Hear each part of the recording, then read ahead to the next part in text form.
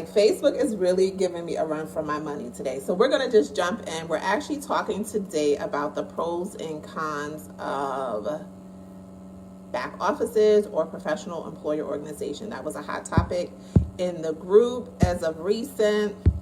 So feel free to jump in. I'm going to give everybody a few seconds. If you're still here, you probably joined me on my YouTube live. Definitely check that out if you haven't.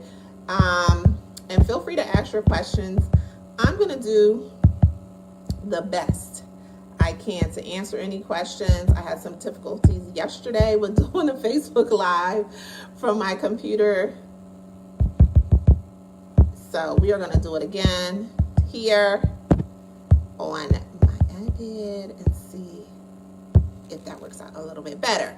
So as I mentioned in the last video, so there won't be a presentation attached to it, but there will be the same or similar information.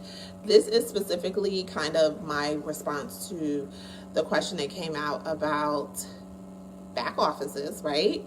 And professional employer organizations, whether or not they're worth it. Should you bring those things in-house? What does that look like? So that's all I'm going to be talking about. If you're not sure what back office or professional employer organizations are, check it out in the group. Just search it. We've talked about it many times, but for time's sake and so that I don't have any more technical issues, I'm just going to jump into kind of the pros and cons and how to set it up potentially. So a couple of things you want to think about, and this is just like starting your business in general. It's not specific to back offices or not. You want to have in place when you're starting, when you're doing your business plan, you really want to have in place a organizational structure. So one of the reasons that organizational structures are beneficial because it really establishes how the organization looks from a strategic standpoint of view. It touches on, who's going to do what and why, and your organizational structure should really talk about kind of how the vision, the mission of the organization is going to move forward throughout these different roles within your structure or within your organizational chart. I shared, and I'll actually share it in the group as a separate post, I shared a sample organizational chart, but it also provides to your employees who does what. So one of the things that I encourage people to do, or anybody that's worked with me, is if you don't have that in place, you want to really work on it. And it doesn't have to be something that's specifically in real time. So when I started my agency 4 years ago with my business partner, it was just the two of us. But our organizational structure, our organizational chart, showed all the other roles that we had anticipated to bring on board. And you can have it be a simplified chart where you can fill in. So an example would be the chart that we did had 6 roles. But under those roles were opportunities to bring in support, administrative specialist types of people under those roles. Example, one of the roles was a finance manager. So under a finance manager, there could be a payroll clerk or a payroll assistant or an accounting assistant or an accounting manager. So that's what I mean when I say subcategories or roles that can fall under that, so that you don't have to include every single position, but you definitely want to have enough depth in your chart that it makes sense as far as, you being able to effectively run your business in the next 3 to 5 years. The next piece that's really key is when you create the organizational chart, you also want to touch on some of the roles and responsibilities of those particular positions. And this is the reason. So you have the chart, like say you have a chart that has CEO here, business operations, finance, and then maybe credentialing as a third level. Not understanding or knowing or kind of planning out what those particular roles will be, you may add in roles that have duplication or don't need to be there. So you want to think about, hey, what do I want my business operations person to be doing on a regular basis, be focused on, things of that nature, as well as touching on a little bit of what is a skill set that a person in this role, and you can find it on Indeed, guys. You don't have to search hard. needs to have? Do they need to have a degree? Do they need to have experience? Do they need to have specific certifications? So you want to think about all of those things. So really take some time and do that. As I always mention, my favorite score.com is a great resource to help you through some of that. They can help you through some of that, as well as Google. So there are definitely Google options that can help you through some of that. So my bad, guys. Like I said, if it's not one thing, it's another. But we're going to keep moving. The other thing, and kind of how that wraps up to your back office or your professional employer organization and what they do. So traditionally, professional employer organizations in the realm that I've known them in have been around forever. They're nothing new. They are specifically many times working with smaller to medium-sized businesses to kind of take that workload off of your plate, take that off of your focus.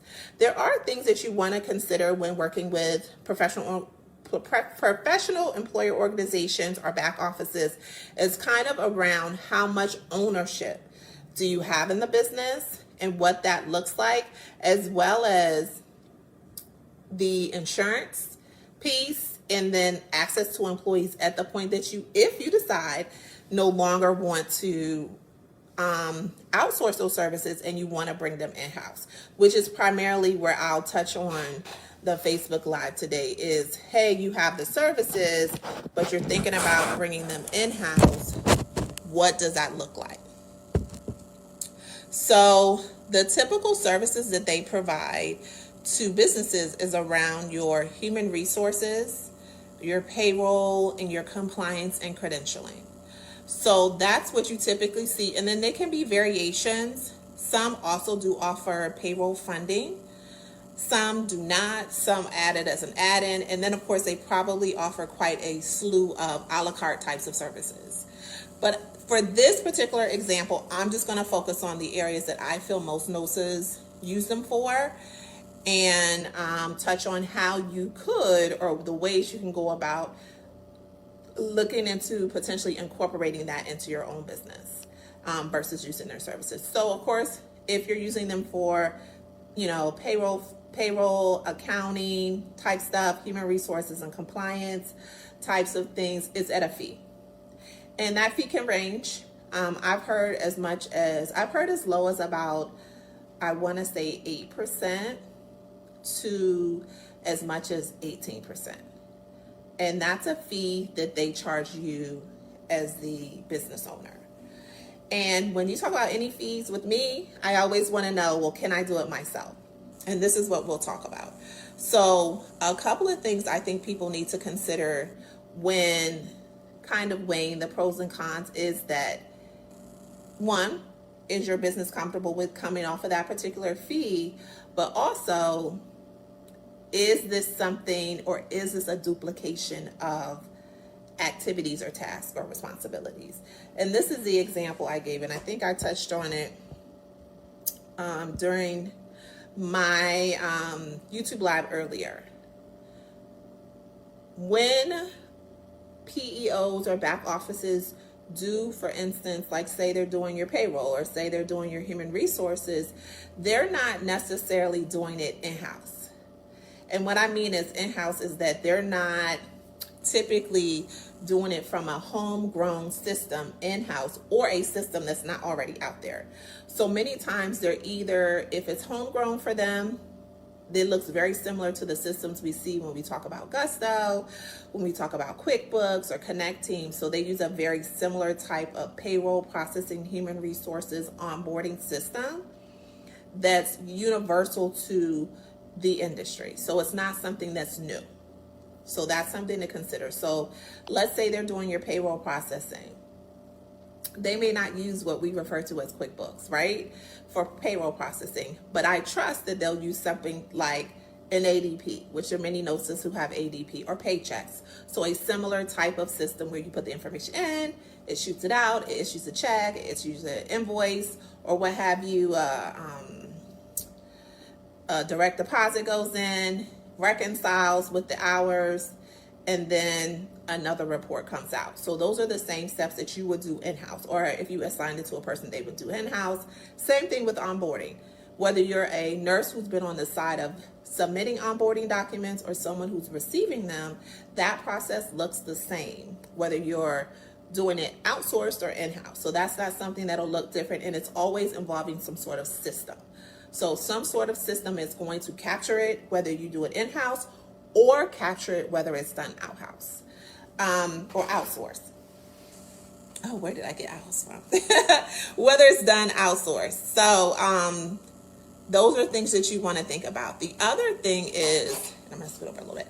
The other thing is the technology that you're doing. So like if you outsource a part of your business to be serviced by a professional employer organization, you still have to maintain some things yourself. So you still have to have an accounting system.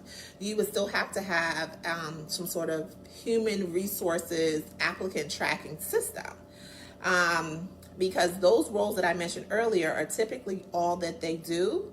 They may do more. Like I said, they do usually have some sort of a la carte piece to their business, but those are the main pieces that people look for them to do for them.